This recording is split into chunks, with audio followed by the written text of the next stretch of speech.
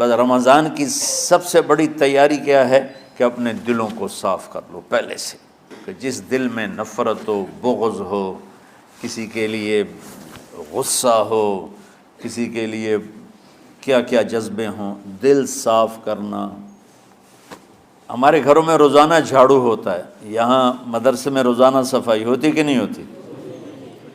چونکہ دنیا کی اصل گندگی ہے تو جھاڑو ہاتھ سے نہیں چھوٹ سکتا۔ حرم شریف میں دیکھا کیسے چاروں طرف خدام پھر رہے ہوتے ہیں برش لے کر، تو دل پہ غبار ایسے آتا ہے جیسے صحن میں غبار آتا ہے، دل پہ گندگی ایسے آتی ہے جیسے صحن میں آتی ہے۔ تو ہم نے نظام بنایا ہوا ہے، لوگ مقرر ہیں وہ روزانہ جھاڑو دیتے ہیں۔ تمہارا دل ایک آنگن ہے، ایک صحن ہے، اس میں بغض، نفرت، حسد، پتہ نہیں کیا کیا گندگیاں آئیں گی اور آتی رہیں گی۔ بچوں ایک کام کرو، جھاڑو پکڑ لو، صاف کرو۔ یا اللہ معاملہ تجھ سے کرنا ہے، لوگوں سے نہیں۔ کسی نے برا کہا، کسی نے غیبت کی، کسی نے گالی دی، کسی نے دھکا دیا، کسی نے حق مارا، کسی نے کچھ کیا، یا اللہ تیرے سپرد میں نے اپنے دل کو سب سے صاف کیا، میں نے اپنے دل کو سب سے صاف کیا۔ یہ اتنی بڑی عبادت ہے کہ بڑے بڑے نفلوں والے، تہجد والے، حج عمرے روزے والے تمہیں نہیں پکڑ سکیں گے، کیونکہ اس کا کرنے والا دنیا میں کوئی نہیں۔ نفل پڑھنے والے تو بے شمار ہیں، عمرے کرنے والے بے شمار ہیں، علماء بے شمار ہیں، حاجی بے شمار ہیں، سخاوت کرنے والے بے شمار ہیں، لیکن اس ٹکڑے کو صاف کرنے والا لاکھوں میں ایک بھی نہیں ہے۔ مشکل کام ہے، آپ یہ سیکھ لیں، صاف کرو، صاف کرو، صاف کرو۔ یہ رمضان کی سب سے بڑی تیاری اور علم کو حاصل کرنے کی سب سے بڑی چابی ہے کہ اپنے دل کو کھلا کر لو۔ کوئی چیز خالی ہوگی تو کچھ آئے گا۔ جس دل میں بغض بھرا ہو، نفرت بھری ہو، حسد بھرا ہو، کینہ بھرا ہو، اس میں خاک آئے گا، اس میں تو علم کی ایک کرن بھی نہیں آئے گی۔ اس زبان سے چاہے جتنے مرضی موتی بکھیرے، دل اس کا اندھا ہوگا۔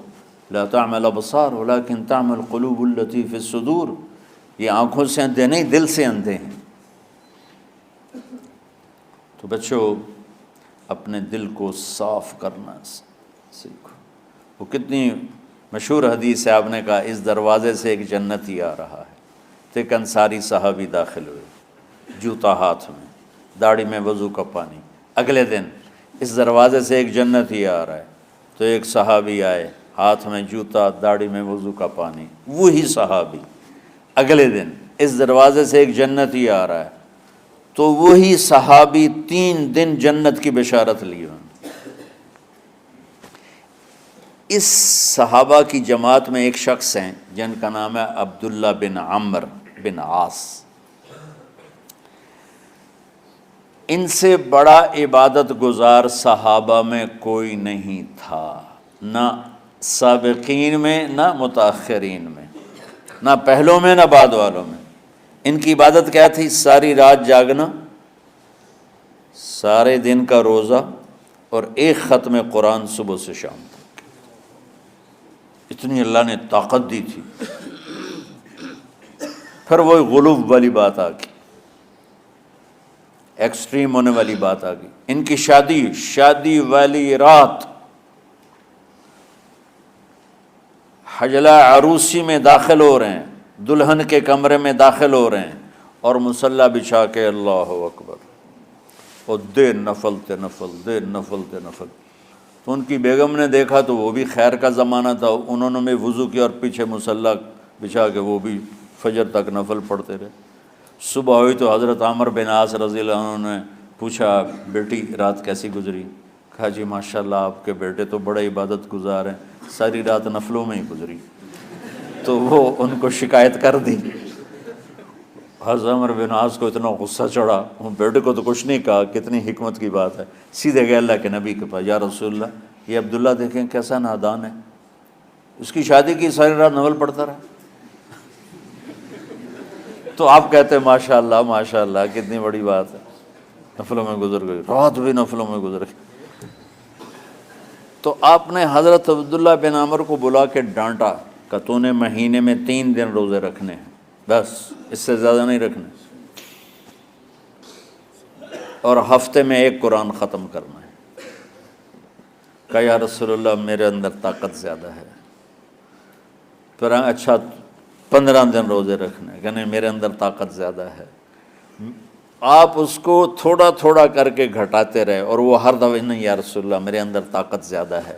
تو آخر میں آپ نے کہا اچھا چلو صوم داؤدی پہ آ جاؤ، 1 دن روزہ رکھو، 1 دن افطار کرو، اور 3 دن سے پہلے قرآن ختم نہیں کرنا۔ تو آپ نے اس کو پیچھے کیا۔ یہ بیٹھے تھے اس محفل میں، ان کے دل میں آیا کیا یہ بزرگ مجھ سے زیادہ عبادت کرتے؟ رات میں ساری جاگتا ہوں، دن روزہ رکھتا ہوں، 1 ختم کرتا ہوں، تو جنت کی بشارت تو مجھے ملنی چاہیے تھی، ان کو کیسے مل رہی؟ یہ کسی کتاب میں نہیں لکھا کہ یہ ان کا جذبہ تھا، لیکن جو کہ میں ان کی سیرت کو جانتا ہوں تو مجھے خیال آتا ہے کہ ان کی نفسیات میں یہ بات آئی ہوگی، چونکہ صرف انہی کو خیال آیا کہ میں جا کے دیکھتا ہوں کہ یہ بزرگ کیا کرتے ہیں۔ تو ان کے پاس پہنچ گئے، چاچا، ذرا وہ ادھیڑ عمر تھے، چاچا وہ میرے ابا تھوڑے ناراض ہیں تو کچھ دن آپ کے پاس گزار لوں؟ کہ بیٹا بسم اللہ آ جاؤ۔ اب رات ہوتے ہی عشاء کی نماز پڑھ کے انہوں نے جلدی سے چادر اوپر لی اور یوں سراغ کر کے ان چاچا کو دیکھنے لگے ایسے کر کہ اب یہ کیا ساری رات سجدہ کرے گا، اور ساری رات روتے روتے روتے روتے مسلح گیلا ہو جائے گا، یا ساری رات رکوع کرے گا، ساری رات قیام کرے گا، ساری رات قرآن پڑھے گا، اس تصور سے یوں دیکھ رہے۔ اور وہ بزرگ صحابی تشریف لائے، سرانے پہ سر رکھا، اللہم بسمک اموت و احیا، ہو گئے۔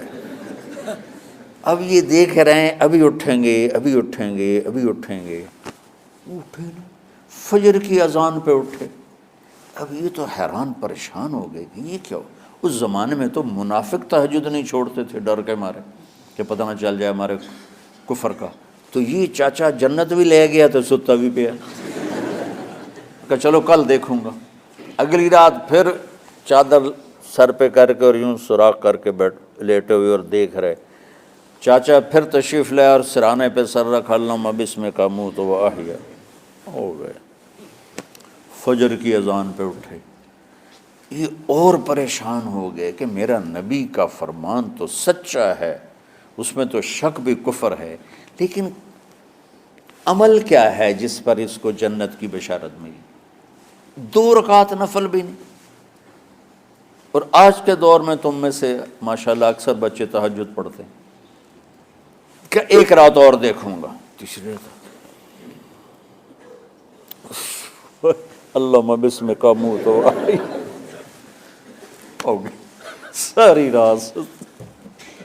تو تیسری رات پھٹ پڑے عبداللہ بن عمر، کہنے لگے چاچا میری ابا سے کوئی لڑائی نہیں تھی، 3 دن میں تیرے بارے میں سنتا رہا، جنتی جنتی جنتی۔ میں دیکھنے آیا تھا کہ آپ کیا کرتے ہیں، آپ تو کچھ بھی نہیں کرتے ہو، ساری رات سوتے رہتے ہو، اب کیا کرتے ہو؟ انہوں نے کہا بیٹا یہی ہے جو تم نے دیکھا ہے۔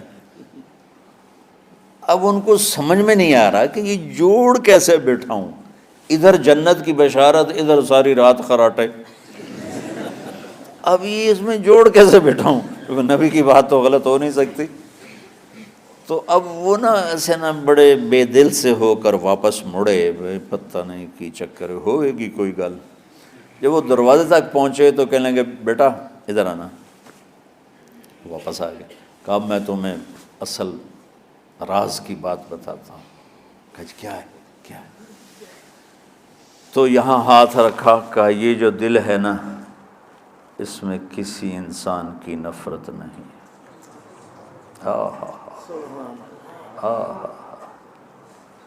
اور جب اللہ کسی کو رزق دیتا ہے، عزت دیتا ہے، مجھے کبھی حسد نہیں ہوا، مجھے خوشی ہوتی۔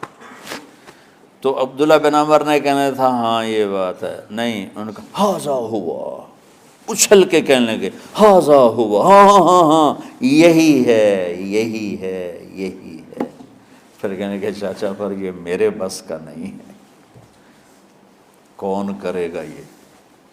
اتنے بڑے آدمی ہو کر کہہ رہے ہیں کہ یہ میرے بس کا نہیں۔ تو بچوں، دنیا میں جنتی بننا ہے اور علم اللہ سے لینا ہے تو اسے صاف کر دو، سب کی نفرت سے۔ اس نے مجھے یہ کیوں کہا، اس نے مجھے یوں کیوں دیکھا، اس نے میرے بارے میں یوں کیوں کہا، اس نے میرے بارے میں یہ کیوں لکھا۔ جس کی تعریف ہوتی میری کتنی برائی ہوتی، صرف تعریف تو نہیں ہوتی، بھرا پڑا سوشل میڈیا مجھے گالیاں دیں۔ اللہ کے فضل سے میرے دل میں ایک ذرے کے برابر کبھی کوئی منفی جذبہ نہیں آیا، آئے تو میں دھو کے صاف کر دیتا ہوں، یا اللہ میں نے اپنے دل کو صاف کیا، میرا معاملہ تیرے ساتھ ہے، کسی کے ساتھ نہیں۔ یہی آپ رمضان کی سب سے بڑی تیاری، علم کے حاصل کرنے کا سب سے بڑا ہتھیار آپ کو یہ نہیں ہے کہ تمہیں کتابیں یاد ہو جائیں، تمہیں اشعار یاد ہو جائیں۔ تو ساری امت سے کہتا ہوں رمضان کا استقبال کرو، دلوں کو صاف کر کے، نفرتوں کو مٹا کے، مذہبی نفرت، دنیاوی نفرت، رشتوں کی نفرت، بول چال کی نفرت، سیاست کی نفرت، لین دین کی نفرت، ان سب سے اپنے دل کو صاف کرو تاکہ رمضان میں اللہ نے علم اتارا، اللہ تعالیٰ آپ کو علم عطا فرمائے، اور باقی لوگ جو عام دنیا میں زندگی گزار رہے ہیں ان کے دلوں میں اللہ رمضان کا نور اتارے اور اپنے اور ہدایت کا نور اتارے۔ یہ سب سے بڑی تیاری ہے اس کی۔ اور کسی سے گلہ ہے، غصہ ہے، ناراضگی ہے، کسی سے بولتے نہیں ہو، ابھی سے شعبان آ چکا ہے، آپ شعبان سے رمضان کی تیاری شروع فرما دیتے تھے، تو اس کی تیاری کیا ہے؟ وہ دلوں کو صاف کرو، معاف کرو، معافی مانگو، تمہارا قصور نہیں پھر بھی معافی مانگ لو، دلوں کو صاف کرو، اور اپنے اور اللہ سے سخاوت مانگو کہ اللہ کو سخی بھی پسند ہے اور صاف دل والا بھی پسند ہے۔